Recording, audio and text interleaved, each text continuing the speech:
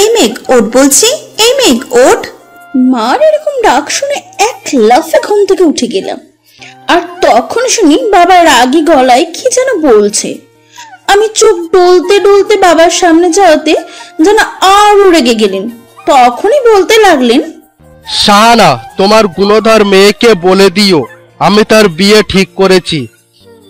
এই কথা শুনতে আমি হাঁ হয়ে তাকিয়ে রয়েছি। আমার দিকে বাবা তাকিয়ে বললেন, আর হা হয়ে তাকিয়ে থাকতে হবে না, আমি আপনার কথাই বলছি।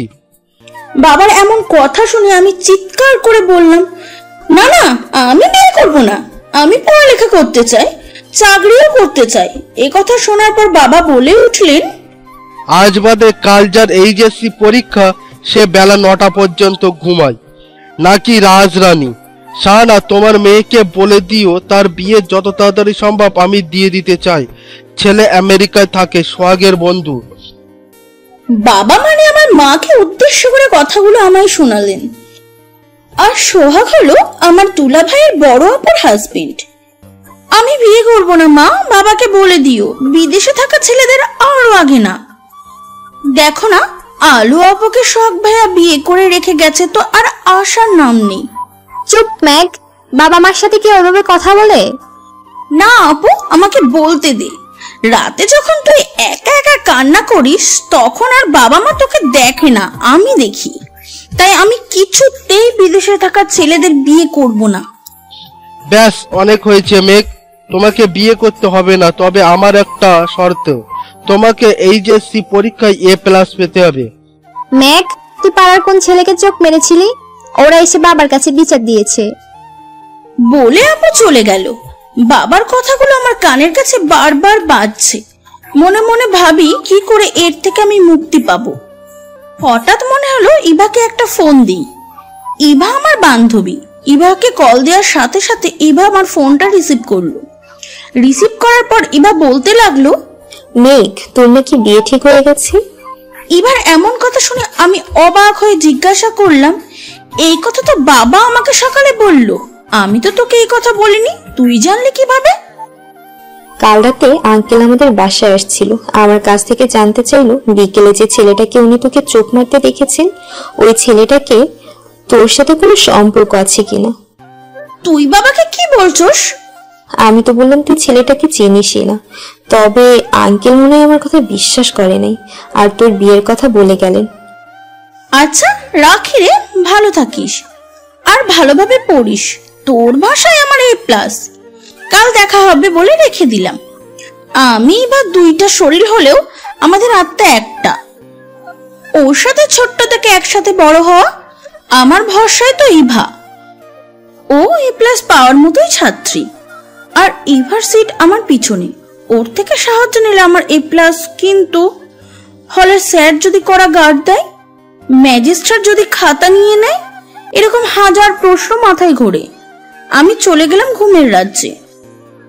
সকালে ঘুম থেকে উঠে দেখি ঘড়িতে 8টা বেজে গেছে। ফ্রেশ হয়ে নাস্তা খেয়ে বাবা মা আপুর কাছে দোয়া চেয়ে পরীক্ষার উদ্দেশ্যে রওনা হলাম। বাবা যদিও আমার সাথে যেতে চেয়েছে, আমি বারণ করে দিয়েছি। অটোতে উঠে ইবাকে ফোন দিলাম। ওপাশ থেকে, মেঘ, তোর কি আক্কেল জ্ঞান কোনোদিনই হবে না? কেন ইবা, কি হয়েছে? ঘড়ির দিকে তাকা। এই রে, 9টা 45 হয়ে গেছে। আমি সিট খুঁজছি, তুই তাড়াতাড়ি আয়। সব হয়েছে ওই ছেলেটার জন্য। ওর জন্যই এত প্যারাই পড়তে হয়েছে আমাকে। ওকে একবার হাতে নাগালে পায়, ওর হাসি আর আমার গলার ফাঁসি বের করে ছাড়বো। ভাবতে ভাবতে পরীক্ষার হলের সামনে এসে পড়লাম। আপা কি ভাবছেন? এসে গেছি তো, নামেন। ভাড়াটা দিয়ে এক দৌড়ে হলের সামনে চলে এলাম। দেখি সব ছাত্রছাত্রী হলে চলে গেছে, কিন্তু ইভা যায়নি। ইভাকে জড়িয়ে ধরে বললাম, চল সোনা, না হলে আরো দেরি হয়ে যাবে। সর, তুই আমার সাথে আর কথা বলবি না। কেন সোনা জান পাখি, রাগ করছো? তুই কি কোনোদিন সিরিয়াস হবি না? তোর জন্য আমি 30 মিনিট ধরে দাঁড়িয়ে আছি আর তোর কোনো পাত্তাই নেই। জান, এইবার যদি আমরা হলে না ঢুকি তবে আর খাতা পাবো না বলে এবার হাত ধরে হলে নিয়ে এলাম। আমরা সিট অনুযায়ী বসে পড়লাম। ইভা আগেই সিট খুঁজে রেখেছে। ইভা আমার পিছনের সিটে, প্রশ্ন পাওয়ার পর না দেখে ইভাকে বললাম, কমন পড়েছে তোর? তোর A+-এর জন্য যথেষ্ট। ওকে, স্যার এসে গার্ড দিচ্ছে, তবে ততটা হার্ড না। আমি আর ইভা লিখেই চলেছি। এমন সময় স্যার বললেন, যা যা সিটে ঠিক মতো বস, কেউ ঘাড় এদিক ওদিক করবে না। কেন স্যার? সবাই আমার দিকে তাকিয়ে আছে দেখে ইভা পিছন থেকে কলম দিয়ে খোঁচা দিয়ে বলে, কি হচ্ছে মেয়ে, সবাই তোর দিকে তাকিয়ে আছে আর এরকম আজগুবি প্রশ্ন করস কেন? স্যার আমার অ্যাডমিট কার্ড হাতে নিয়ে নাম দেখে বলে, মিস মেঘ, ম্যাজিস্ট্রেট স্যার আসছে তো, তাই আমি আপনাদের নড়াচড়া করতে বারণ করেছি। Sorry sir. It's okay. মেঘ, ম্যাজিস্ট্রেট আসছে, চুপ কর। স্যারের ডায়লগটা দিয়ে বললাম, ইটস ওকে। মেঘ, জানালার দিকে তাকা, দেখ ম্যাজিস্ট্রেট কে। ইভা, তুই চিনিস বলে? জানলার দিকে তাকালাম। এ কি, এ তো সেই ছেলেটা যাকে আমি চোখ মেরে ভূমধ্য সাগরে পড়ার মতন অবস্থা।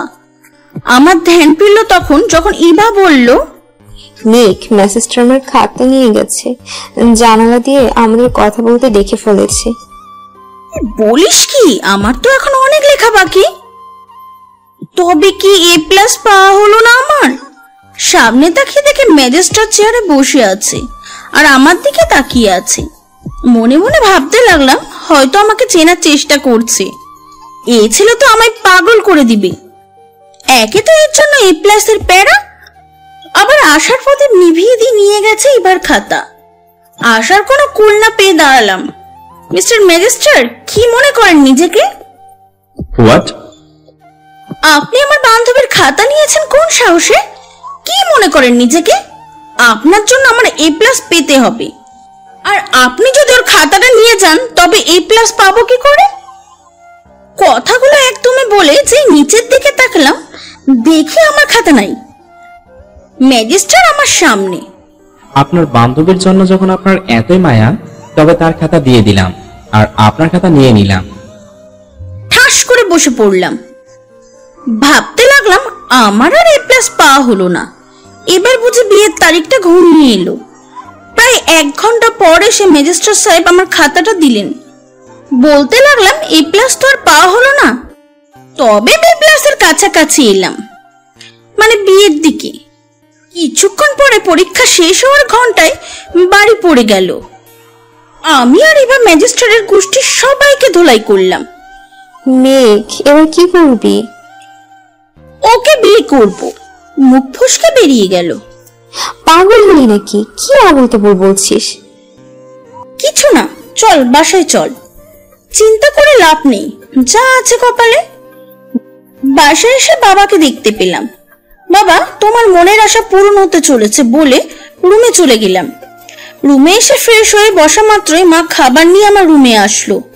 মা, আমি খাবো না। কেন? আমার ভালো লাগছে না। মা আমায় জোর করে খাইয়ে দিয়ে চলে গেল। এরই মাঝে ইভা ফোন দিল। আমি ফোন রিসিভ করে বললাম, মেঘ, কি করস? বিয়ের জন্য রেডি হচ্ছি। মানে? সব ওই ম্যাজিস্ট্রেটের জন্য। ওই বেটাকে আমি মজা দেখাবো। যাই বলিস, আজ কিন্তু ম্যাজিস্ট্রেটকে সেই হ্যান্ডসাম লাগছে। কালো শার্ট প্যান্টে চরম একটা রাগ, সব মিলে অসাম। তুই থামবি? ওই লোকটার জন্য আমার 12টা বাজার অবস্থা, আর উনি তার সুনাম গাইছে। দেখ, এমন একটা ছেলে দেখলে সব মেয়েরাই প্রেমে পড়ে যাবে। হ্যাঁ রে, আমিও প্রেমে পড়ে গেছি। ওই ম্যাজিস্ট্রেটটা বিয়ে করে নি, কেমন হয়? ওকে ওকে, আর মেজাজ দেখাতে হবে না। আচ্ছা রাখি, বাই। ফোনটা কেটে দিয়ে পড়তে বসলাম। পড়তে পড়তে কখন যে ঘুমিয়ে পড়ি আমার হুঁশ নেই। মায়ের ডাকে ঘুম ভাঙলো। এই মেয়ের কি কোনোদিন সিরিয়াস হবে না? আমায় পাগল করে ছাড়বে। কেন মা, কি হয়েছে? তোর কি হুঁশ আছে? কয়টা বাজে? ঘড়ির দিকে তাকা। মা, 8টা বেজে গেছে আর তুমি আমায় এখন বলছো? এরই মাঝে বাবার কথার আলাপ। শাহানা, তোমার ছোট মেয়েকে এদিকে আসতে বলো। কি বলবে বাবা? তাড়াতাড়ি বলো, আমার পরীক্ষা দিতে যেতে হবে। আজ থেকে পরীক্ষা দিতে বোরকা পরে যাবে। এটা তুমি কি বলছো বাবা? আমি পারবো না। এটা আমার আদেশ, তুমি পারবে না সেটা আমি শুনতে চাইনি। কিন্তু বোরখা পরে কেন বাবা? বাবা কোনো কথা না বলে চলে গেল। আর কি করব, বোরখা পরে চলে গেলাম পরীক্ষা দিতে। প্রচুর গরমে বোরখা পরে থাকার মজাটা আমি হাড়ে হাড়ে টের পাচ্ছি। টিস্যুর প্যাকেট দুটো শেষ। আমি পরীক্ষা হলের সামনে চলে আসলাম। ভাবতে ভাবতে পরীক্ষা হলের সামনে চলে এলাম।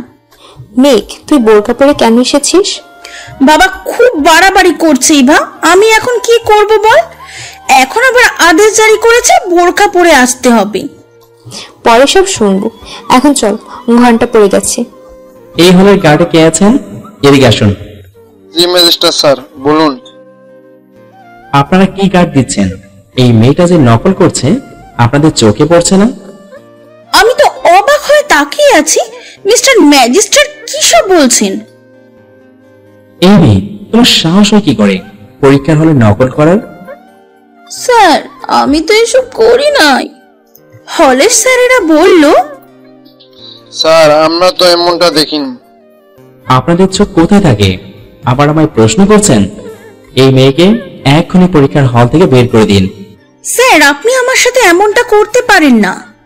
তোমার সাহস তো কম নয়, আমার কথাকে মিথ্যে প্রমাণ করতে চাইছো? তোমার বুকে হাত দিয়ে কি চেক করবো তাহলে? এবার আমার মাথার গরমিল পরিষ্কার হলো।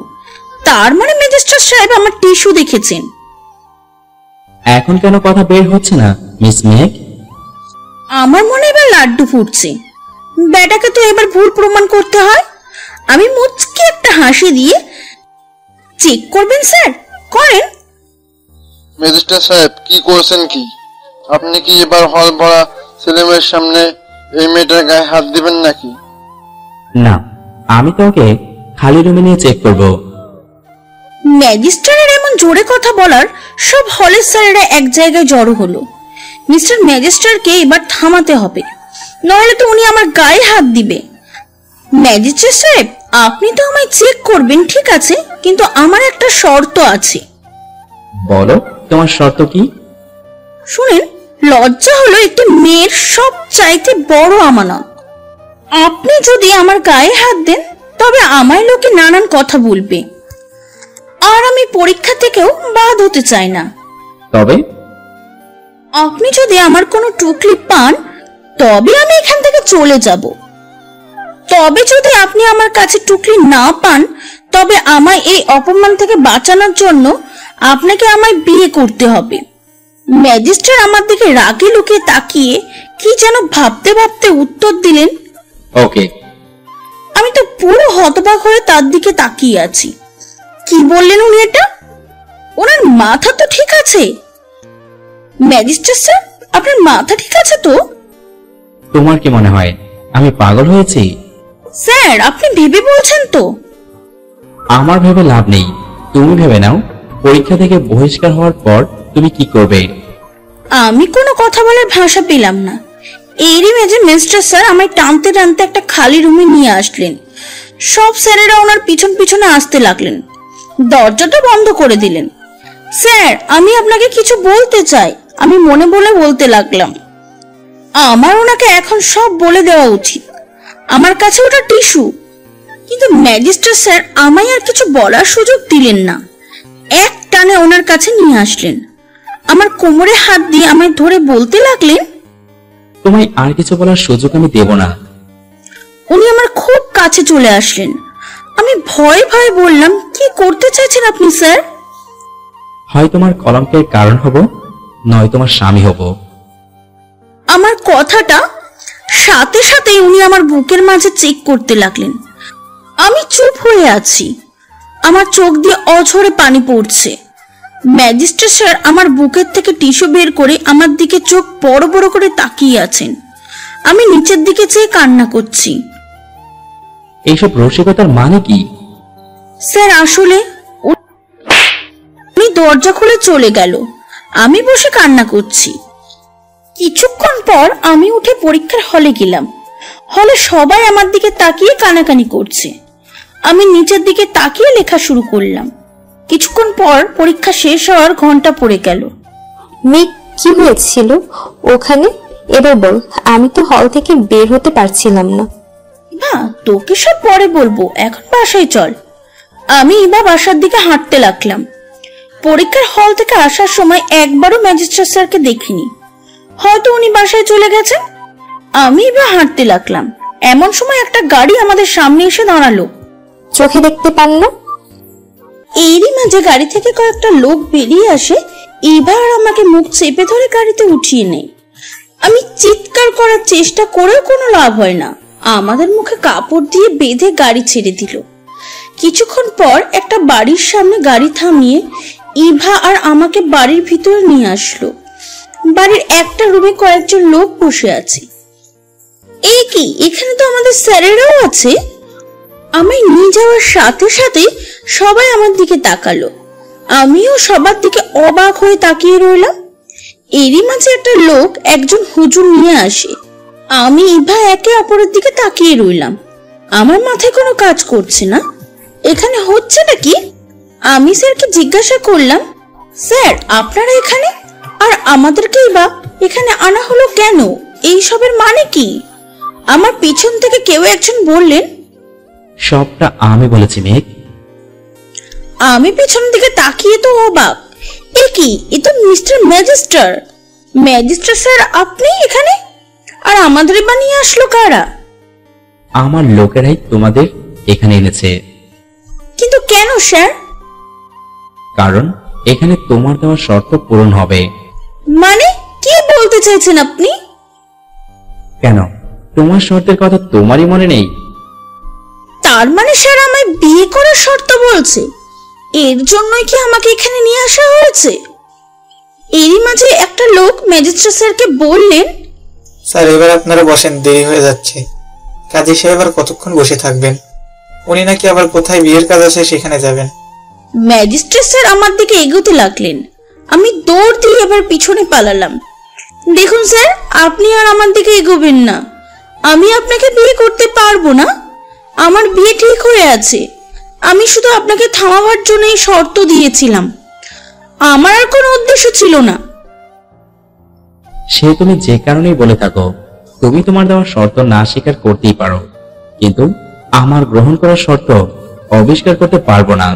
বিয়ে তোমাকে আমাকেই করতে হবে। আমার হাত টান দিয়ে এবার পিছন থেকে আমায় নিয়ে আসলো। আমি শত চেষ্টা করেও ছাড়াতে পারলাম না। হুজুর বিয়ে পড়াতে শুরু করলেন। ম্যাজিস্ট্রেট স্যার আমার হাত এখন ধরে আছেন। বিয়ে পড়ানো শেষ। স্যার আমাকে জোর করে কবুল বলিয়েই ছাড়লেন। এবার কাজী সাহেব ম্যাজিস্ট্রেট স্যারের সাইন নিলেন, আমাকেও জোর করে সাইন করালেন। আমি এবার জোরে জোরে কান্না করতে লাগলাম। ইভা আমার ধরে কান্না করে দেয়।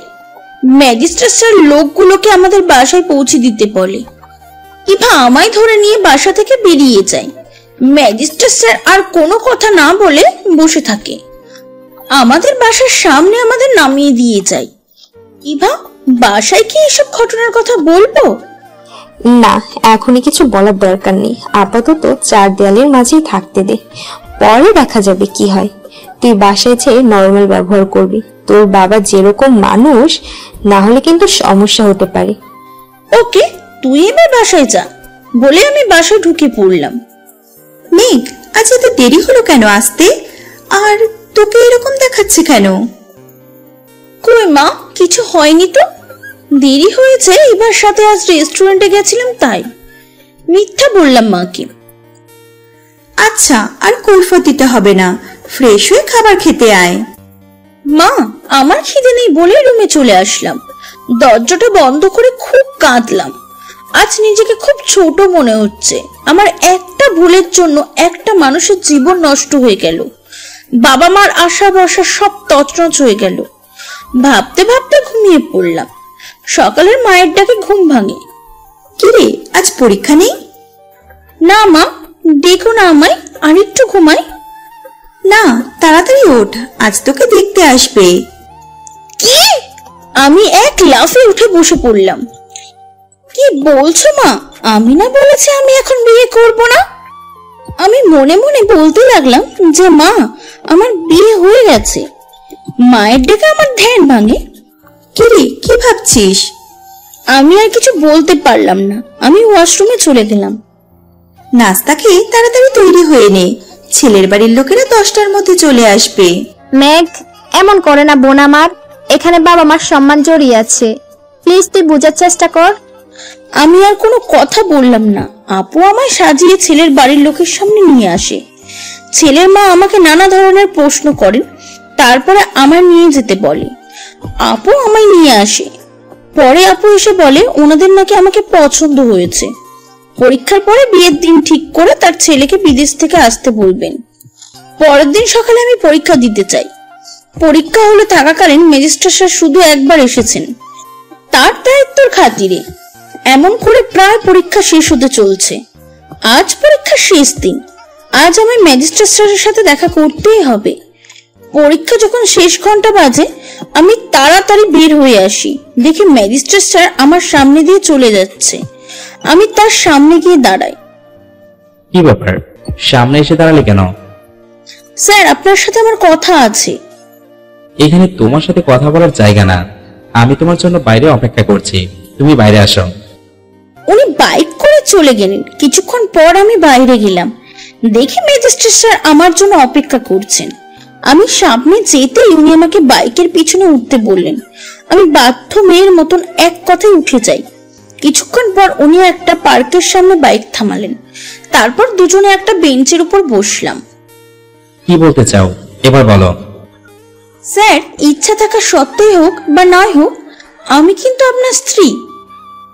এটা বলার জন্য কি তুমি আমায় ডেকেছো? না, মানে আসলে ম্যাজিস্ট্রেট স্যার আমার বাড়ি থেকে বিয়ে ঠিক করেছে। হোয়াট? আগামী কয়েকদিনের মধ্যে বিয়ের তারিখ ঠিক হবে। আপনি বলেন এখন আমি কি করব? আপনি কি আমায় গ্রহণ করবেন নাকি না? কি বলতে চাইছো? তোমায় গ্রহণ করবো মানে? স্যার, আপনি কি আমি স্ত্রী হিসেবে মানেন? বিয়ে যেহেতু হয়েছে, তুমি তো আমার স্ত্রী, এতে মানা বা না মানার প্রশ্ন কোথায়? স্যার, তাহলে আমি এখন কি করব? কেন, তোমার বাবা মার কাছে আমাদের বিয়ের ব্যাপারে কিছু বলনি? না, মানে সাহস হয়ে ওঠেনি। আমার বাবা যেরকম রাগী, হয়তো আমার মেরেই ফেলবেন। এই কথা আগে মনে রাখতে পারোনি? স্যার ছাড়ুন, আমার হাতে লাগছে। লাগুক, কথা বলার সময় হোশ থাকে না, তাকে কি বলছো? আমার হাতটা ছেড়ে দিল। আমি এক মুহূর্ত না দাঁড়িয়ে চলে আসলাম। পরের দিন সকালে আমি, বাবা, মা, আপু সবাই খাবার টেবিলে নাস্তা করছি। এমন সময় দরজায় কলিং বেল বাজলো। যা তো মেঘ, দরজাটা খোল। যাচ্ছি বাবা বলে দরজাটা খুললাম। আমি তাকিয়ে অবাক। এ কি, এ তো ম্যাজিস্ট্রেট স্যার, আমার কলেজের হাসান স্যার আর একটা লোক। আমি হাঁ হয়ে দাঁড়িয়ে আছি। আমার ধ্যান ভাঙলো বাবার ডাক শুনে। আমি আর কিছু না বলে দৌড়ে ওখান থেকে চলে আসলাম। ওনারা বাসার ভিতরে আসলেন। আরে হাসান সাহেব জি, কেমন আছেন? হঠাৎ আমার বাসায়? বাবা ওনাদের ড্রয়িং রুমে বসতে বললেন। হাসান সাহেব, ওনাদের তো ঠিক চিনলাম না। আর ওই ওজনের লোকটা বললেন, হাই, আমি জাফর রায়, রায় গ্রুপ ইন্ডাস্ট্রিজের মালিক, আর ও হলো আমার ছেলে রোদ রায়। আমি আড়াল থেকে সবটা দেখছিলাম। আমি এখন বুঝতে পারলাম যে লোকটা ম্যাজিস্ট্রেট স্যারের বাবা, আর ম্যাজিস্ট্রেট স্যারের নাম রোদ রায়। মা আর আপু নাস্তা নিয়ে ড্রয়িং রুমে আসলো। আপু ম্যাজিস্ট্রেট স্যারকে দেখে বলল, আরে রোদ, তুমি এখানে? আলো, তুমি? এটা তোমার বাসা? আমি তো পুরো অবাক। আপু ম্যাজিস্ট্রেট স্যারকে কিভাবে চেনে? আলো, তুমি ওনাকে চেনো? হ্যাঁ বাবা, আমি আর রোদ এক ক্লাসে পড়তাম। আঙ্কেল, আমি কি আলোর সাথে একা কথা বলতে পারি? ঠিক আছে বাবা। ম্যাজিস্ট্রেট স্যার আপুর সাথে ছাদে চলে গেলেন।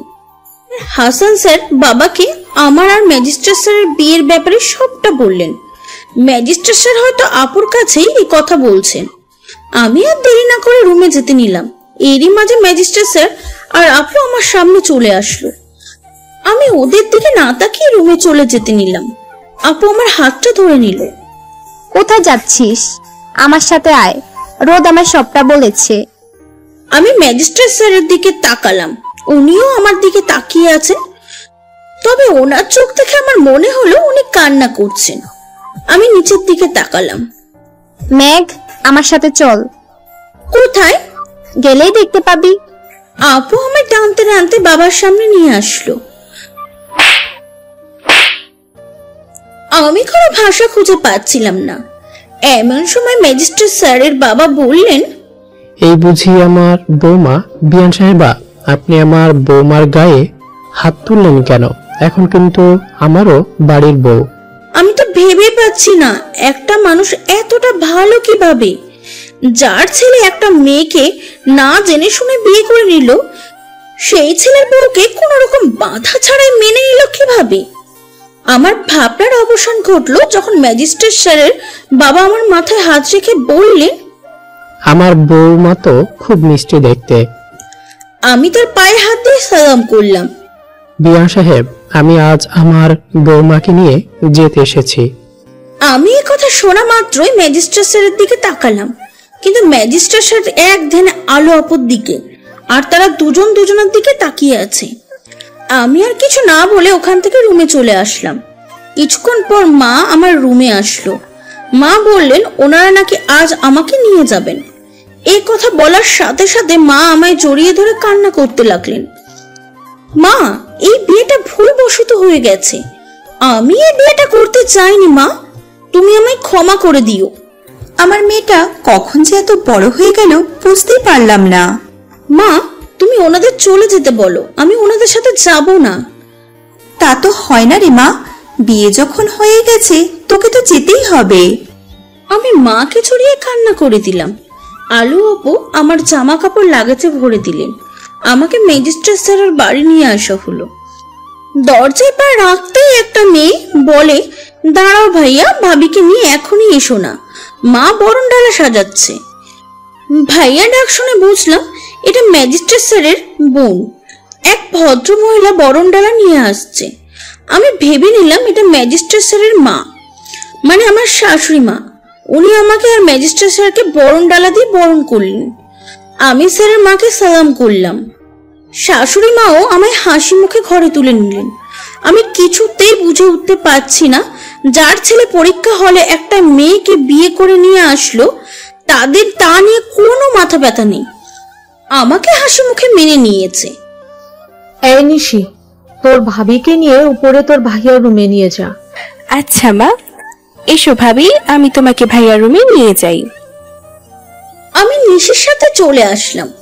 ম্যাজিস্ট্রেট স্যারের রুমটা খুব পরিপাটি। আমি খাটের উপরে বসলাম। জানো ভাবি, ভেবেছিলাম ভাইয়ার বউ বুঝি আর দেখা হবে না। কেন? না মানে এমনি। ভাবি, তুমি অনেক জার্নি করে এসেছো, এবার ফ্রেশ হয়ে আসো। আর হ্যাঁ, আজ কিন্তু তোমাদের বাসর রাত। এমন সময় ম্যাজিস্ট্রেট সাহেব হাজির। নিশি, হয়েছে, তোমাকে পাকা পাকা কথা বলতে হবে না। বারে, সত্যি কথা বললেই দোষ। নিশি, তুই এখান থেকে যাবি না আমি মাকে ডাক দেব? হয়েছে, আর মাকে ডাক দিতে হবে না, থাকো তুমি তোমার বউকে নিয়ে, আমি চললাম। ম্যাজিস্ট্রেট স্যার আমার বাসায় যা হতে এখনো পর্যন্ত আমার দিকে একবারও তাকায়নি। আমার ভাবনার অবসান ঘটিয়ে ওনার দিকে তাকিয়ে দেখি উনি ওয়াশরুমে চলে গেলেন। কিছুক্ষণ পরে নিশি আমাকে নিচে খাবার খেতে নিয়ে যায়। ম্যাজিস্ট্রেট স্যারকে আসতে বলে উনি খাবেন না বলে দেয়। আমার খাবার খাওয়ার সময় উনি কোথায় যেন চলে যায়। আমার খাওয়া শেষে নিশি আমাকে ওর রুমে নিয়ে গল্প করতে থাকে। প্রায় 12টার সময় নিশি আমাকে ম্যাজিস্ট্রেট স্যারের রুমে নিয়ে আসে, কিন্তু রুমটা এখন আর আগের মতো নেই, সবটা জুড়ে ফুল দিয়ে সাজানো। আমায় নিশি রুমে রেখে চলে যায়, কিন্তু ম্যাজিস্ট্রেট স্যার এখনো আসেনি। আমি জানলা দিয়ে চাঁদের দিকে তাকিয়ে আছি, আর চাঁদটাও যেন আমায় দেখে কিছু বলতে চাইছে। এই সময় দরজা খোলার আওয়াজে তাকালাম। ম্যাজিস্ট্রেট স্যার এসেছে। আমি ওনার পায়ে হাত দিয়ে সালাম করলাম। মেঘ, আমি তোমায় কিছু বলতে চাই। জি স্যার, বলেন। দেখো মেঘ, তোমার আমার বিয়েটা শুধুমাত্র একটা দুর্ঘটনা। আমি শুধু আমার বাবা মার কথা ভেবে তোমার দেওয়া শর্তে রাজি হয়েছিলাম। মানে কি বলতে চাইছেন আপনি? দেখো মেঘ, আমার বাবা মার ছেলের বউ দেখার ইচ্ছে ছিল, আর তাদের ছেলের বউ দেখানোর জন্য তোমার দেওয়া শর্ত আমি মেনে নিয়েছি। তার মানে হলো আমি বিয়ে, ভালোবাসা এসবের প্রতি কোনো ভরসা করি না। কিন্তু কেন স্যার? কারণ আমি একটা মেয়েকে ভালোবাসতাম, আর ও আমার ভালোবাসার ভরসার মান রাখতে পারেনি। তাহলে আমার সাথে এই নাটকীয়তা মানে কি? নাটকীয়তা তুমিও কম করনি মেঘ। মানে আমি আপনার সাথে কি এমন করলাম বুঝলাম না। সে বুঝে তোমার লাভ নাই। উনি আমার মুখে বালিশ মেরে আমায় নিচে ঘুমাতে বললেন। আমি আর ভাষা খুঁজে পেলাম না, শুধু চোখ দিয়ে পানি নীরবে বইছে। আমি কখন ঘুমিয়ে পড়লাম জানা নেই। ঘুম থেকে উঠে দেখি ম্যাজিস্ট্রেট স্যার ঘরে নেই। আমি ফ্রেশ হয়ে নিচে গেলাম। কি ব্যাপার ভাবি, রাত কেমন কাটলো? আমি ওকে কোনো উত্তর দিতে পারলাম না। কি হলো ভাবি, কথা বলছো না কেন? নাকি লজ্জা পাচ্ছ? না না নিশি, এমন কিছু না। আসলে ভাবছি তুমি কালকে আমাকে বললে তোমার ভাইয়ার বউ দেখা হবে না, সেটা কেন? আসলে ভাবি, ভাইয়া না একটা মেয়েকে অনেক ভালোবাসতো, আর ওই মেয়েটা ভাইয়াকে বিয়ে না করে অন্য একটি ছেলেকে বিয়ে করে নেয়, আর ভাইয়া ওকে ভুলে থাকার জন্য বিদেশে চলে যায়। মা বাবা তো ভাইয়ার জন্য প্রায় মরে যাওয়ার অবস্থা। তারপরে প্রায় 5 বছর পর ভাইয়া দেশে আসে। বাবা স্ট্রোক করার কথা শুনে বাবা মা শতবার বলার পরেও ভাইয়া বিয়ে করার জন্য রাজি হয়নি। তারপরে হঠাৎ একদিন খাবার টেবিলে বসে তোমাদের বিয়ের কথা জানায়। বাবা মা তো খুশিতে আত্মহারা ভাইয়ার বিয়ের কথা শুনে।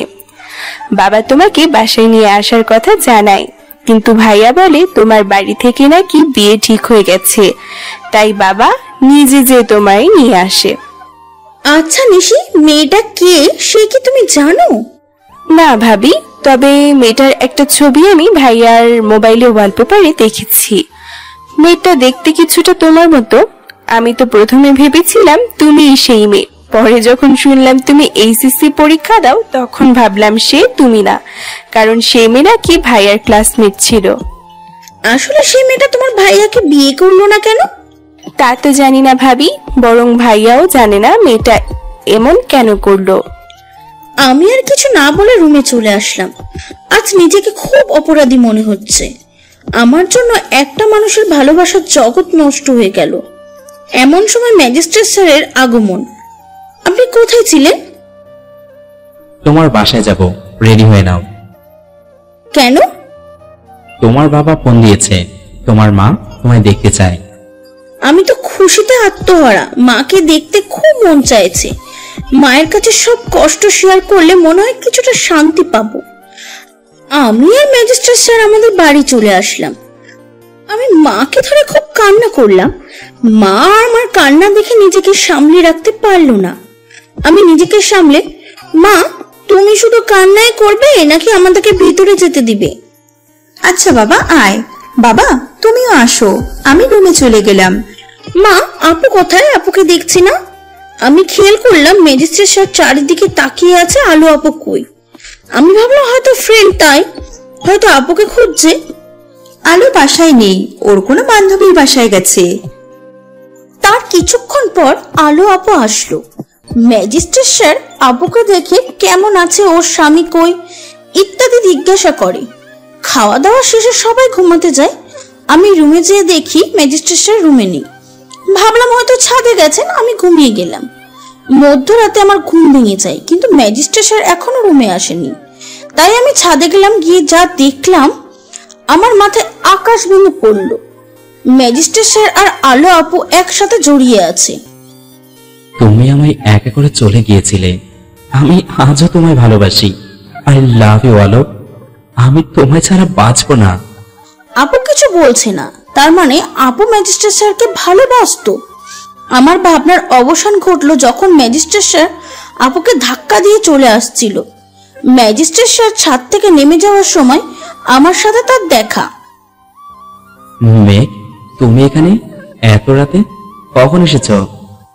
আমি তার কোনো কথার জবাব না দিয়ে দৌড়িয়ে রুমে চলে আসলাম। তার মানে ম্যাজিস্ট্রেট স্যার আপুকে ভালোবাসে। আমি কিছুতেই মেনে নিতে পারছি না। আমি যা দেখেছি তা সত্যি। এমন সময় ম্যাজিস্ট্রেট স্যার এসে আমাকে জড়িয়ে ধরেন। আমি অবাক হয়ে তার দিকে তাকালাম।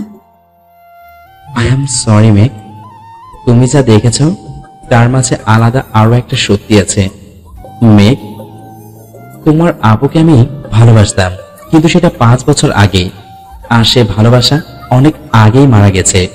এখন বর্তমান যেখানে তুমি আমার স্ত্রী, আর আমার ভালোবাসা শুধু তোমাকেই দিতে চাই। ও ঠিক আছে, আপনি আপনার ভালোবাসা আমাকে দিতে চান, তাহলে বাসরাতে কেন আমায় মেনে নিতে পারেননি? কেন দেননি আপনার ভালোবাসার অধিকার? কেন বলেছিলেন আপনি আর একটা মেয়েকে ভালোবাসেন? আমি আর কোনো কথা বলতে পারলাম না। ম্যাজিস্ট্রেট স্যার এসে ওনার ঠোঁট আমার ঠোঁটের সাথে মিশিয়ে দিল। আমি যেন এক অন্য জগতে হারিয়ে গেলাম। প্রায় 30 মিনিট পর উনি আমায় ছাড়লেন। মেঘ, তোমাকে আমি বিয়ে শুধু তোমার দেওয়া শর্তের কারণে করিনি। তাহলে কেন করেছেন? তোমাকে ভালোবেসে করেছি। তোমাকে যেদিন প্রথম দেখেছি। আমি তো আপনাকে আমাদের এলাকায় আগে দেখেছিলাম, আপনি আমায় প্রথম দেখেছিলেন? তোমার কলেজের সামনে প্রথম দেখেছি, যেদিন তুমি একটা ছেলেকে আমায় দেখিয়ে বলেছিলে যে তুমি আমায় ভালোবাসো। আমি সেদিন পুরনো সব ভুলে তোমায় ভালোবেসেছি। কিন্তু স্যার, আমি তো সেদিন আকাশকে মিথ্যা বলেছিলাম। ও আমাকে ভালোবাসি ভালোবাসি বলে পাগল করে ফেলেছে প্রায়। তাই আমি আমার সামনে যে ছিল তাকে ভালোবাসি বলে দিয়েছি, কিন্তু সে আপনি ছিলেন। হ্যাঁ মেঘ, সেদিন আমি ছিলাম। আমি জানতাম তুমি ছেলেটাকে মিথ্যে বলছো, কারণ আমি তোমাকে চিনতামই না। তবে ভালো আমি তোমায় এই জন্যই বেসেছি, কারণ যে মেয়ে একটা ছেলেকে তার ভালোবাসার জন্য মিথ্যা বলতে পারে, সে তার সত্য ভালোবাসার জন্য 1000টা মিথ্যাকে সত্য বানাতে পারে। সে তার ভালোবাসার জন্য সব করতে পারে। মুখ বুঝে ভালোবাসার কবর দিবে না, যেটা তোমার আপু আলো করেছে। কি করেছে আপু আপনার সাথে? আর আপনি কি জানতেন আমি আলো আপুর বোন? সেই জন্য কি আমাকে বিয়ে করে প্রতিশোধ নিতে চাইছেন? আর আজ যা আমি দেখলাম তার মানে কি? না মেঘ, আমি জানতাম না তুমি আলোর ছোট বোন। আর আলো আমার সাথে যা করেছে আমি সেটা তোমার কাছে বলতে পারবো না। তুমি আজ যা কিছু দেখেছো সেটা শুধু হিসেব চুকিয়ে নেওয়া ছিল, আর কিছু না। তবে আমি যে দেখলাম, ম্যাজিস্ট্রেট স্যার আমার ঠোঁটে হাত দিয়ে বললেন, মেঘ, আর একটাও কথা না। আমি অতীত ভুলে যেতে চাই, সেটা তুমি আমায় ভালোবেসে ভুলাবে। ওকে? তোমার আপু আমার অতীত ছিল, আর তুমি আমার বর্তমান, আমার বউ, আমার ভালোবাসা। আর যে সেই বউ না, পরীক্ষার হলে বিয়ে করা একমাত্র বউ। আচ্ছা আপনি আমাকে ভালোবাসেন, তাহলে প্রমাণ হয়ে যাক। কি প্রমাণ চাও তুমি বলো, আমি সে প্রমাণ তোমাকে দেব। ওকে, তাহলে আপনার মোবাইলটা আমার কাছে দিন। আমাকে নিশি বলেছিল আপনি যাকে ভালোবাসেন তার ছবি আপনার মোবাইল ওয়ালপেপারে আছে, কিন্তু উনি আমাকে মোবাইল দিতে চাচ্ছেন না, তাই আমি ওনার থেকে অনেক জোর করে নিলাম। এ কি সত্যি এখানে আমার ছবি সেভ করা আছে? এ কি এখানে তো আমার ছবি সেভ করা, তার মানে উনি এতক্ষণ যা বলছে সবটা সত্যি। আমি স্যারকে আর কোনো কথা না বলে বিছানায় এসে বসলাম। স্যারও আমার পাশে এসে বসলেন। কি মেঘ, প্রমাণ পেলে নাকি? তবে এখন কি ভালোবাসার অধিকার আদায় করে নেব নাকি? আমি আর কোনো জবাব দিতে ভাষা পেলাম না, তাই নীরব হয়ে বসে আছি। উনি আমার খুব কাছে এসে আমার কোমরে হাত রেখে বললেন, কি হলো, এখন কেন কথা বলো না? তবে কি আমার মেয়ের মা হবার সুযোগটা তোমাকে দিয়ে দিব? স্যারের গরম নিঃশ্বাস অনুভব করতে পাচ্ছি। মানে কি বলতে চান আপনি? আমার কারো মেয়ের মা হবার কোনো দরকার নেই। তবে ছেলের মা হতে চাও? আমি কারোরই মা হতে চাই না। আমি পড়ালেখা করে অনেক বড় হতে চাই, বুঝলেন মিস্টার ম্যাজিস্ট্রেট? বারে, তবে কি যারা পড়ালেখা করে না তারা কি আজীবনে ছোটই থাকে? আমি সেটা বলতে চাইনি। আমি বলেছি আমি নিজের পায়ে দাঁড়াতে চাই, চাকরি করতে চাই, এটা আমার স্বপ্ন, বুঝেছেন? তবে গোলমালটা আপনি পুরোটাই করে দিয়েছেন। কেন? আমি আবার কি করলাম? যা করেছেন একদিকে ভালোই করেছেন। বাবার দিয়ে সত্যটা তো আর মাথায় বোঝা হয়ে নেই। কেন? বাবার দেওয়া শর্ত আবার কি? সে জেনে আপনার কাজ নেই, আর আপনার বোঝার বয়সও হয়নি। আচ্ছা মেঘ, তুমি কি কাউকে ভালোবাসো? আমি আর ভালোবাসা পূর্ব পশ্চিম মেলামেশা। মেঘ, এবার তোমাকে একটা কথা বলি, আর একটা কথা তোমাকে রাখতে হবে। কি কথা বলেন? মেঘ, তুমি আমার পজিশনটা তো জানোই, আর আমার সোসাইটি উপযোগী হতে হলে তোমাকে আরো লেখাপড়া করতে হবে, ঢাকা বিশ্ববিদ্যালয়ে চান্স পেতে হবে। যা বাবা, আপনি তো আমার বাবার থেকে এক কাঠি উপরে। পাশ করি না করি তার খবর নেই, আবার কয় কি? পাশ করি মানে কি বলতে চাও তুমি? আমার কথা না রাখা পর্যন্ত কিন্তু তোমাকে আমি আমার স্ত্রী হিসেবে পরিচয় দিতে পারবো না। তাহলে আমি ভুলে যাওয়াটাই আপনার কাছে অতি উত্তম, বুঝলেন? কারণ সূর্য পশ্চিম দিকে উঠলেও আপনার কথা আমি রাখতে পারবো বলে আমার মনে হয় না। পারতে তোমাকে হবেই মেঘ, সেটা যেভাবেই হোক, কারণ তোমাকে আমার চাই। কিন্তু আমি এই অসম্ভবকে কিভাবে সম্ভব করব বলেন? আমি পারবো না, আমি মোটেই ভালো ছাত্রী না। আমি একটা সাজেশন দিতে পারি। আপনার সাজেশন তো আমাকে জিলাপির প্যাচে ফেলবে, সে আমার জানা আছে। তাও বলেন শুনি। মেঘ, তুমি আমার কাছে প্রতিদিন পড়তে বসবে, আমি তোমাকে তোমার কেরিয়ার গোছাতে সাহায্য করব। আমি মাথা নেড়ে হ্যাঁ জানালাম। পরের দিন সকালে আমরা স্যারের বাড়ি মানে আমার শ্বশুর বাড়ি চলে আসলাম। কি ভাবি, তোমরা এসেছো, তোমাকে ছাড়া আমার ভালো লাগছিল না। মাকে বললাম তোমাকে ফোন দিতে, মা তাও দিল না। আচ্ছা ঠিক আছে, আমি তো এবার এসে গেছি, আর কোনো অভিযোগ করতে হবে না। না রে মা, ওর কথায় কান দিস না। ও আমাকে পাগল বানিয়ে ফেলছে তোদের আসতে বলার জন্য। যাই হোক, বলো তোমার মা বাবা কেমন আছে? সবাই ভালো আছে। আপনি ভালো আছেন? বাবা কোথায়? তোমার বাবা অফিসে গেছেন। এবার উপরে যাও, ফ্রেশ হয়ে নিচে আসো। আমি উপরে চলে আসলাম স্যারের রুমে। স্যারও চলে আসলেন। কাল যে তোমার রেজাল্ট দিবে, তুমি তা জানো? আমার হঠাৎ ইভার কথা মনে পড়ে। ইভার সাথে অনেকদিন ধরে কথা হয় না, তাই ইভাকে ফোন করলাম। ফোনটা বেজে যাচ্ছে, ইভা ধরছে না। অনেকবার ট্রাই করার পর ইভা ফোনটা ধরলো। ইভা কেমন আছিস? কিন্তু কোনো উত্তর দিল না। কিরে, কথা বলছিস না কেন? তোর সাথে আবার কিসের কথা? বিয়ে করে তো আমায় ভুলেই গেছিস। না না সোনা, এমন করে বলে না। তুমি তো আমার জান, তোমাকে কিভাবে আমি ভুলি বলো? আসলে একদিন আমি মারা গেছিলাম তো, সেই কারণে আমার জানটা আমার কাছে ছিল না। থাক থাক, আর ভাষণ দিতে হবে না। এ কথা আমি বহুবার শুনেছি, এবার থামিন। তাই জান, সরি জান, আজ থেকে আর তোমাকে আলাদা হতে দিব না। তোমার সাথে আমার অনেক কথা আছে, পরে বলবো। এখন রাখি, বাই। এই কি স্যার, আমার দিকে এমন বড় বড় চোখ করে তাকিয়ে আছেন কেন? এই, আপনি আমার দিকে এভাবে তাকিয়ে আছেন কেন? আমি ভয় পাই না বুঝি? আমার হাতটা টান দিয়ে দেওয়ালের সাথে চেপে ধরে বললেন, এই, তুমি কার সাথে জান জান বলে কথা বলছিলে? তোমার সাহস হয় কি করে আমার সামনে অন্য কারোর সাথে এভাবে কথা বলার?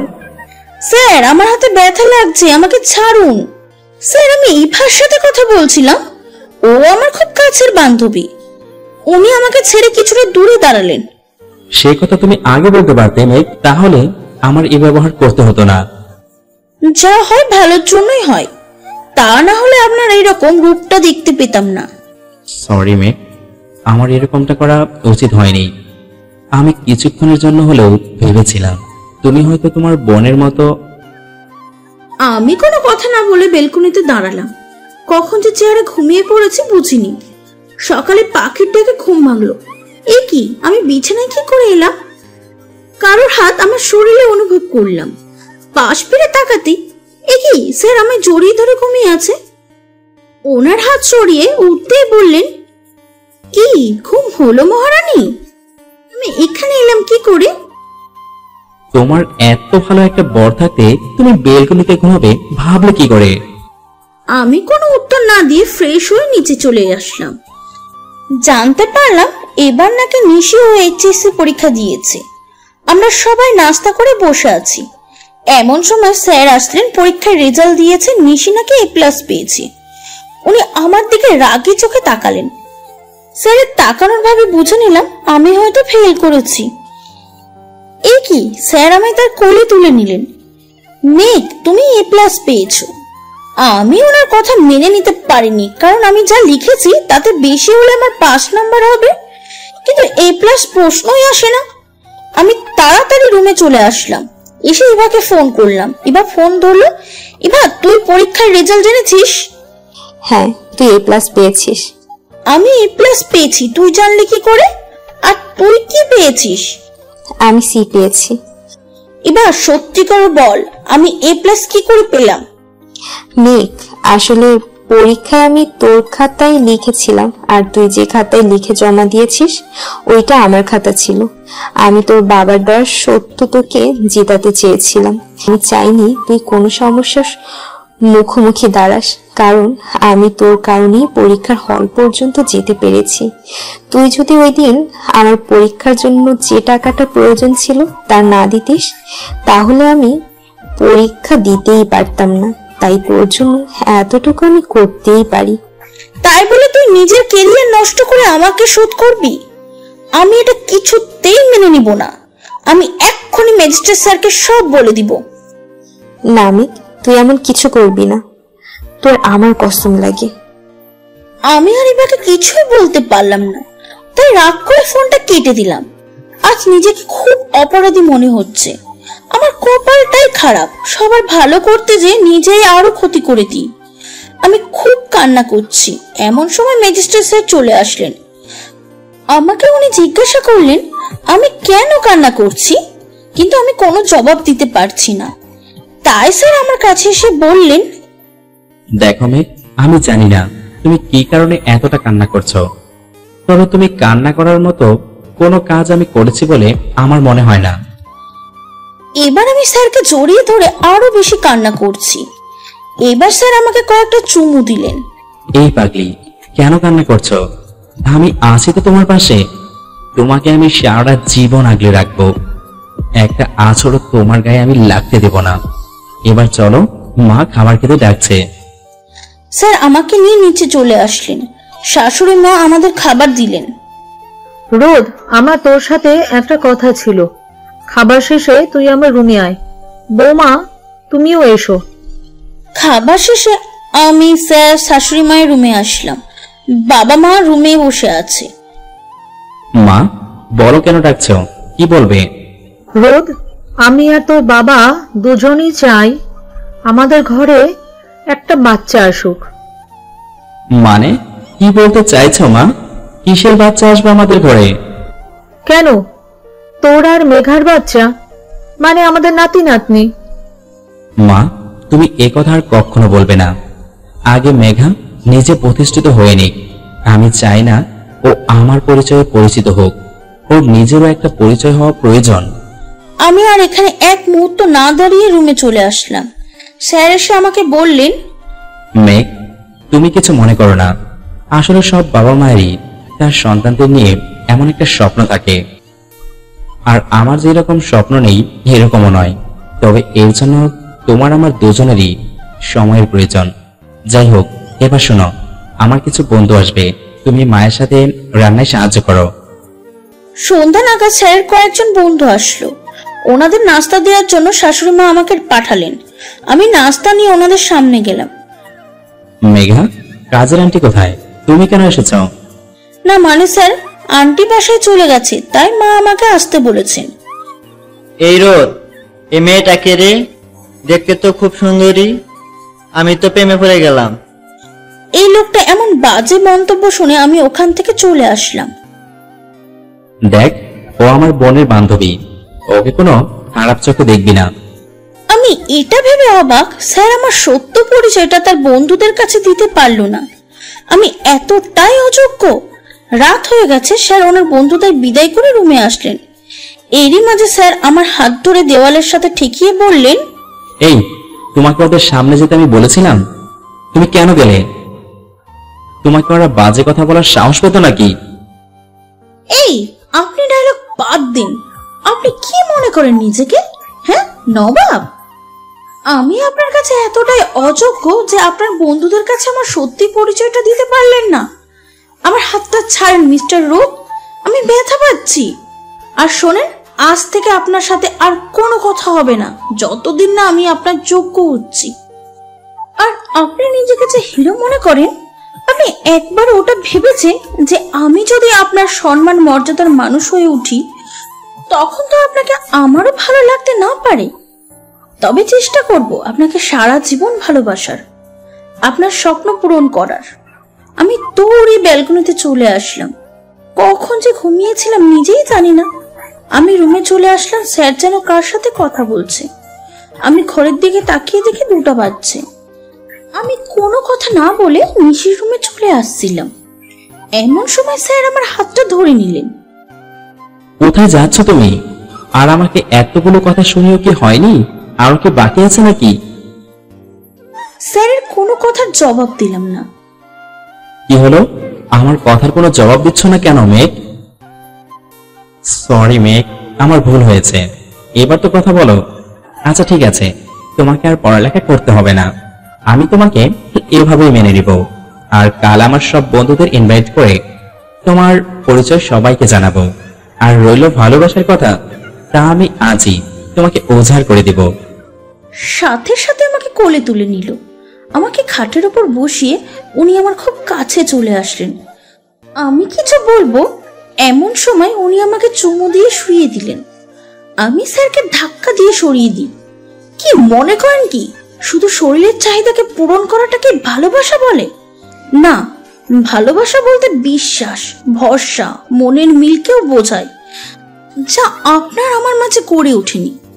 আর যেদিন এগুলোর অনুভূতি শিহরিত করবেন, আমি সেদিন আমাকে আপনার কাছে সমর্পণ করব।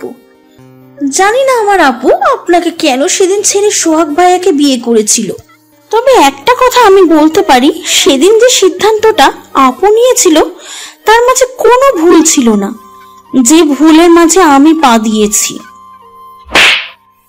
অনেক সময় ধরে তোমার কথা আমি শুনে যাচ্ছি, কারণ সেখানে আমার ভুল ছিল। কিন্তু তুমি তোমার সীমা পার করেছ। আমি তোমায় বিয়ে করেছি, রক্ষিত রাখিনি। আমি তোমাকে এমন কিছু করিনি যে তুমি আমাকে এই ধরনের বাজে কথা শোনাবে। আমি তোমাকে বারবার বারণ করেছি আমার সামনে তোমার দিদির ব্যাপারে কোনো কথা বলবে না। তুমি সে কথা কেন মানো না? আমি আর কোনো কথা না শুনে রুম থেকে বেরিয়ে নিশির রুমে চলে আসলাম। ভাবি, তুমি এত রাতে আমার রুমে কিছু হয়েছে? আর বলো না, তোমার ভাইয়া যে জোরে নাক ডাকে আমি আর ঘুমাতে পারছিলাম না, তাই তোমার কাছে চলে আসলাম। সকাল হয়েছে, আমি নিচে এসে দেখি শাশুড়ি মা সবার জন্য চা বানিয়েছে। আমি শ্বশুর বাবাকে চা দিয়ে আসলাম। শাশুড়ি মা স্যারের জন্য চা নিয়ে যেতে বললেন। আমি যেতে না চাওয়া সত্ত্বেও যেতে হলো। শাশুড়ি মায়ের কথা তো আর ফেলতে পারি না। স্যার, আপনার চা। কোনো শব্দ না পেয়ে চলে আসছিলাম, এমন সময় উনি আমার হাতটা টেনে ওনার উপর নিয়ে যায়। চায়ের কাপ পড়ে যায় আমার পায়ে। রাতে কোথায় গিয়েছিলে আমার কথা শেষ না হতে? আমি ওনার কোনো প্রশ্নের উত্তর দিতে পারছি না, আমার পা চলে যাচ্ছে, তাতে ওনার কোনো হুঁশই নেই। আমার চোখ দিয়ে অঝরে পানি ঝরছে। মেঘ, কি হয়েছে তোমার? কান্না করছো কেন? আমি কি এমন বলেছি? আমি উঠে চলে যেতে লাগলাম, কিন্তু হাঁটতে পারছি না। স্যার আমাকে কোলে করে খাটে বসায়। এবার সাহেব টের পেয়েছে যে চায়ের কাপের গরম চা আমার পায়ে পড়েছে। আমাকে খাটে বসে আমার পায়ে মলম লাগিয়ে দেয়। সরি মেঘ, আমি খেয়াল করিনি। তোমার খুব কষ্ট হচ্ছে তাই না? তুমি আমাকে আগে বলবে তো, তাহলে তোমাকে এতটা কষ্ট পেতে হতো না। আমি ঠিক আছি, আপনাকে আমার চিন্তা করতে হবে না। এবার নাস্তা খেতে নিচে আসুন। আমি নিচে চলে আসলাম। শাশুড়িমা টেবিলে খাবার রাখছেন। মেঘ, তোমার কি হয়েছে মা? তুমি এভাবে হাঁটছো কেন? তোমার পায়ে কি হয়েছে? কিছু হয়নি মা, সামান্য ব্যথা পেয়েছি। আপনি বসেন, আমি সবাইকে খাবার বেড়ে দিচ্ছি। শ্বশুর বাবা, নিশি, স্যার সবাই খাবার টেবিলে আসলো। আমি সবাইকে খাবার পরিবেশন করছি। স্যার আমার দিকে তাকিয়ে আছে। আমি ওখান থেকে চলে আসছিলাম, এমন সময় মেঘ শোনো, আজ ভার্সিটিতে ভর্তি হতে যাবে তুমি। আর নিশি, তাড়াতাড়ি রেডি হয়ে নাও, আমি একটা কাজ শেষ করে তোমাদের নিয়ে যাব। কিছু সময় পর স্যার আসলেন। আমি নিশি তার সাথে ভার্সিটিতে আসলাম। আমার আজ এবার কথা খুব মনে পড়ছে। ওর এত বড় ত্যাগের কারণে আমি আজ এই জায়গায় পা রাখতে পারছি। পৃথিবীতে হয়তো ওর চাইতে ভালো বন্ধু আর দুই একটা নেই। আমার ভাবনার অবসান ঘটালো নিশির ডাকে। স্যার নাকি আমাদের ভিতরে রাখছেন। আমাদের ভর্তি হতে কোনো অসুবিধা হলো না, স্যার সব করিয়ে দিয়েছেন। কিছুদিন চলে গেল, আজ আমাদের ভার্সিটিতে প্রথম দিন। আমি আর নিশি একসাথে কথা বলছি, এমন সময় একটা ছেলে আমাদের সামনে আসে। হ্যালো, আমি আবির, 4র্থ বর্ষের ছাত্র। তোমাদের তো এর আগে কখনো দেখিনি, তা নতুন ভর্তি হয়েছ? হ্যাঁ, আমরা প্রথম বর্ষের। তোমাদের নাম কি? আমার নাম নিশি আর ওর নাম মেঘ। ক্লাসের সময় গেছে, তাই আমি নিশিকে নিয়ে ক্লাসে চলে আসলাম। নিশি শুধু ওই ছেলেটার কথাই বলে যাচ্ছে। ছেলেটা খুব স্মার্ট, তাই নিশি ওর প্রশংসা করেই চলেছে। আমার আর বুঝতে বাকি রইল না যে নিশি ছেলেটার উপর ক্রাশ খাইছে। ক্লাস শেষ করে বাসার জন্য রওনা হলাম। বাইরে গাড়ির জন্য অপেক্ষা করি, এমন সময় আবির এসে গাড়ি নিয়ে সামনে দাঁড়ায়। চলো তোমাদেরকে বাসায় ড্রপ করে দিই। তবে ছেলেটার এমন রসিকতা আমার খুব একটা ভালো লাগছিল না। তবে মনে হচ্ছে যে আবির ও নিশির প্রেমে পড়েছে। নিশি আমাকে এক প্রকার জোর করে আবিরের গাড়িতে উঠিয়ে নেয়। আবির আমাদের বাসার সামনে নামিয়ে দেয়। নিশি বাসায় আসতে বলে, তবে ও আরেকদিন আসবে বলে চলে যায়। সারা দিন শেষে রাতে নিজেকে খুব ক্লান্ত মনে হচ্ছে। স্যার এখন বাসায় আসেনি। আমি ব্যালকনিতে চেয়ারে বসে মোবাইল টিপছি, এমন সময় একটা মেসেজ আসে। মেসেজটা আমাকে অবাক করে দিল। একটা রং নাম্বার থেকে আই লাভ ইউ লেখা। অবাক করা কাণ্ড হলেও অবাক হলাম না, হয়তো কেউ ভুল করে দিয়েছে। এমন সময় স্যারের আগমন। কি মেঘ, ভার্সিটির প্রথম দিন কেমন কাটলো? ভালো। তা আপনার আসতে দেরি হলো কেন? আমাদের নিয়ে আসার কথা ছিল আপনার। আসলে আমার একটা জরুরি মিটিং ছিল, তাই আসতে পারিনি। আমি তো নিশিকে কল করেছিলাম, তোমার মোবাইল নাকি বাসায় রেখে গিয়েছিলে। যাই হোক, অনেক রাত হয়েছে, খাবার খেতে চলুন। খাওয়া শেষে ঘুম, ঘুম শেষে সকাল। ভাবি, তুমি তাড়াতাড়ি রেডি হও না, না হলে ভাইয়া আমাদের না নিয়েই চলে যাবে। আমি রেডি হয়ে আসলাম, গাড়ির সামনে সিটে বসলাম, স্যারের পাশে। নিশি পিছনের সিটে। স্যার আমার দিকে তাকিয়ে কিছুক্ষণ কি যেন ভাবছে। কিছুক্ষণ পর উনি যা করলেন আমি তা মোটেও ভাবতে পারিনি। স্যার আমাকে একটা চুমু দিলেন। আমি অবাক হয়ে পিছনে নিশির দিকে তাকালাম। নিশি মোবাইল টিপে ব্যস্ত, তাই স্যারের এই কাণ্ড দেখতে পাইনি। আমি লজ্জায় নিচের দিকে তাকালাম। স্যার গাড়ি চালাতে লাগলেন। আমরা ভার্সিটির সামনে চলে আসছি। স্যার আমাদের নামিয়ে দিয়ে চলে গেলেন। 2-1 পা হাঁটতেই আবিরের সাথে দেখা। নিশি তো আবিরের সাথে হাক করে নিল। ওনাদের নাকি মোবাইল নাম্বার আদান প্রদান করা হয়ে গেছে। আবির আমার সাথে হাক করতে আসে, কিন্তু আমি সরে দাঁড়াই। আবিরের হাবভাব দেখে বোঝা যায় ও কোনো বড় লোকের ছেলে, আর আমার আগে থেকে বড় লোকের বকাটে ছেলেদের প্রতি অ্যালার্জি রোগ আছে। তাই আবিরের থেকে দূরে থাকাটাই বেশি ভালো। তবে আবিরকে বকাটে টাইপের মনে হয় না। যাই হোক, নন্দনাদের ভালোবাসা বলে কথা, তাই ভালো আছো বলাটা প্রয়োজন মনে করলাম। তবে আবির আমাদের খুব খেয়াল রাখে, এক প্রকার বন্ধু হয়ে গেছে আমাদের। এভাবে আমাদের প্রথম বর্ষ শেষ হয়ে যায়। আজ আবিরের জন্মদিনের পার্টিতে আমাদের ইনভাইট করেছে। আমি, নিশি আর সাথে আমাদের ম্যাজিস্ট্রেট সাহেব। ও, আপনাদের তো বলতেই বলে গেছি, সেই রং নাম্বারটা আমাকে প্রায় সময় ভালোবাসা নামক মেসেজ আসতো, কিন্তু আমি কল করলে বন্ধ বলতো। তবে স্যার আবিরের বাসায় যেতে রাজি হওয়ার মানেটা আমি ঠিক বুঝতে পারলাম না। নিশির কাছে পরে জানতে পারি নিশি আবিরকে ভালোবাসে, তা স্যারের কাছে বলেছে। তাই স্যার আবিরকে আর ফ্যামিলির সবাইকে দেখতে যাবে। যাই হোক, অবশেষে আবিরের বাড়ির সামনে আমরা নামলাম। এ কি, এটা বাড়ি না রাজপ্রাসাদ ঠিক বুঝতে পারছি না। সামনে যেতে বেশ অবাক, সে সবাই আমাদের জন্য ফুল নিয়ে দাঁড়িয়ে আছে। আবিরের মা বাবাও। আমি ভাবলাম হয়তো কোনো বিশেষ অতিথি আসবে, তাই হয়তো, কিন্তু আমার ধারণা ভুল প্রমাণ হলো। আমরা সামনে এগোতেই সবাই আমাদের ফুল দিয়ে বরণ করে নিচ্ছে। আমি, নিশি এবং স্যার একে অপরের দিকে তাকিয়ে আছি। কেউ কোনো কিছু বুঝতে পারছি না। আবিরের বাবা মা আমাদের বাড়ির ভিতরে নিয়ে গেল। সেখানে আবির আমাদের দেখে তাড়াতাড়ি সামনে আসলো। আবিরদের বাড়িটা অতিথিতে ভরপুর। আবির স্যারের সাথে পরিচয় হন নিশির ভাইয়ার পরিচয়। আমার স্বামীর পরিচয়টা দেওয়ার প্রয়োজন মনে হয়নি, তাই নিশি ওর ভাইয়াকে পরিচয় করিয়ে দেয়। কিছু সময় পর আবির জন্মদিনের কেক কাটে। আবিরের মা বাবা সবাইকে জানায় তার ছেলে একজনকে ভালোবাসে আর তাকে তার সবার সামনে জানাবে। আমি খুব খুশি হলাম কথাটা শুনে। নিশিও খুব খুশি, হয়তো আবির নিশির কথাই ওর বাবা মাকে জানিয়েছে। আমি আর স্যার পাশাপাশি দাঁড়িয়ে আছি, নিশি কিছুটা দূরে। আবির একটারা ফুল নিয়ে আমাদের সামনে আসছে।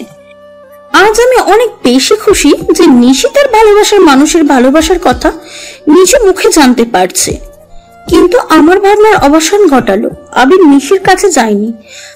আবির আমার সামনে গুলো ফুল নিয়ে হাঁটু গেড়ে আই লাভ ইউ মেঘ বলে প্রেম নিবেদন করছে। আমি কি বলবো বুঝতে পারছি না। নিশি অনবরত কেঁদেই চলেছে। আমি কিছু বলার ভাষা খুঁজে পাচ্ছি না। কোনো দিশা না পেয়ে স্যারকে জড়িয়ে ধরলাম। তখন আবির আমার সামনে। তবে যেখানে আবিরের রিয়াক্ট করার কথা সেখানে স্যার আমাকে দিল একটা ঠাস করে।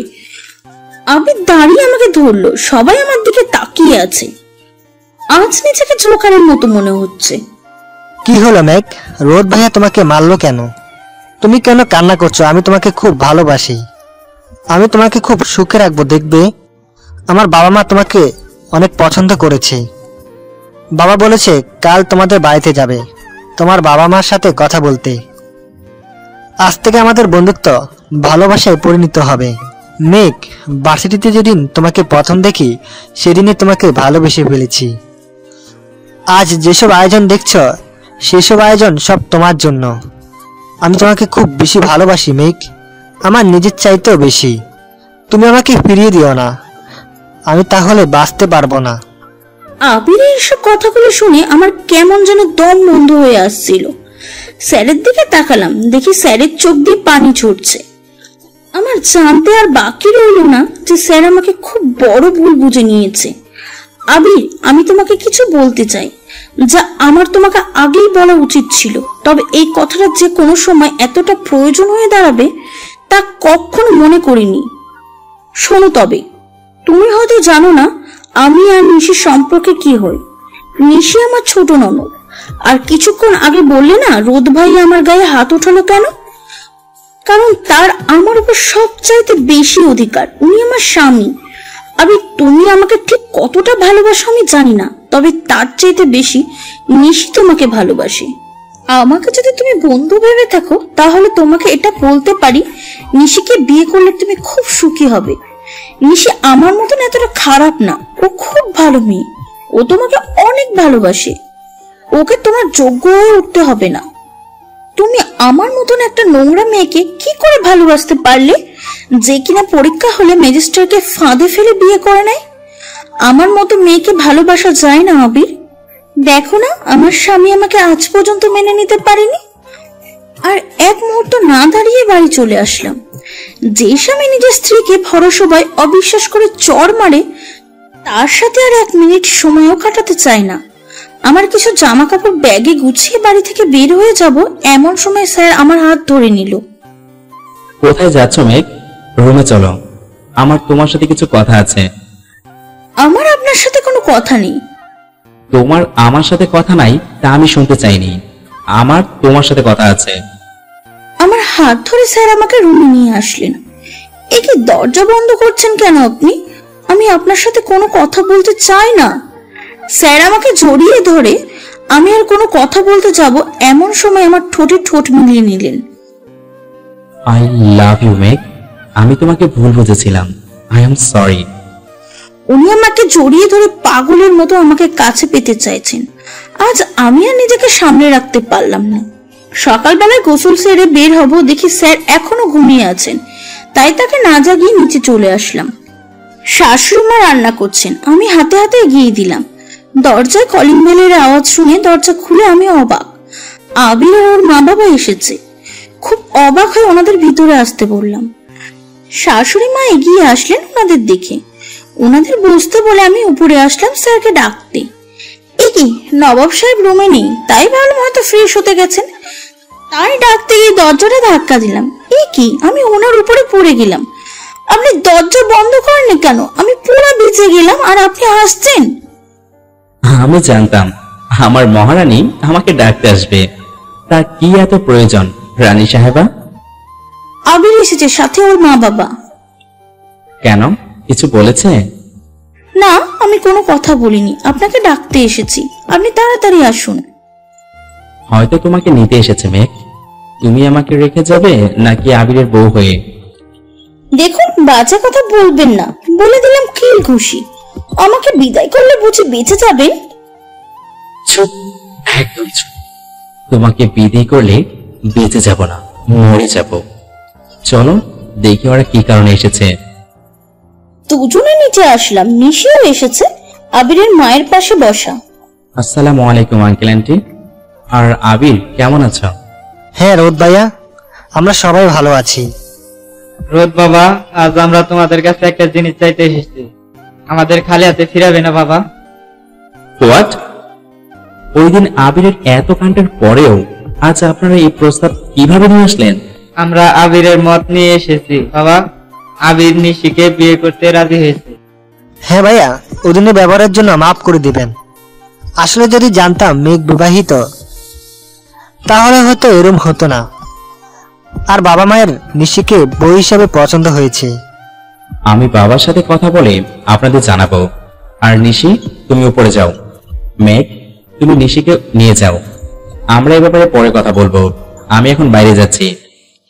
আচ্ছা ভাইয়া, আমার তাহলে এবার আসি। ঠিক আছে আবির, ভালো থেকো। আঙ্কেল, ভালো থাকবেন। সারাদিন শেষে স্যার রাতে বাড়ি ফিরলেন, সাথে বাবাও এসেছে। রাতের খাবার শেষে সবাই বসলাম, বাবা আমাকে ওনার পাশে ডাকলেন, আমি বাবার পাশে বসলাম। মেঘ, নিশির জন্য প্রস্তাবটি এসেছে, তুমি তা কি হলো? আবির ছেলেটা কেমন? বাবা, আবির ছেলে হিসেবে খুব ভালো, আর নিশি আবিরকে খুব পছন্দ করে, ওদের দুজনকে খুব মানাবে। যাক, মেন ভোট পেয়ে গিয়েছি, আর কার থেকে আমার কিছু জানার নেই। এই বিষয় হবে রোদ, তুমি ওনাদের জানিয়ে দাও। বাবা, কিন্তু আবির।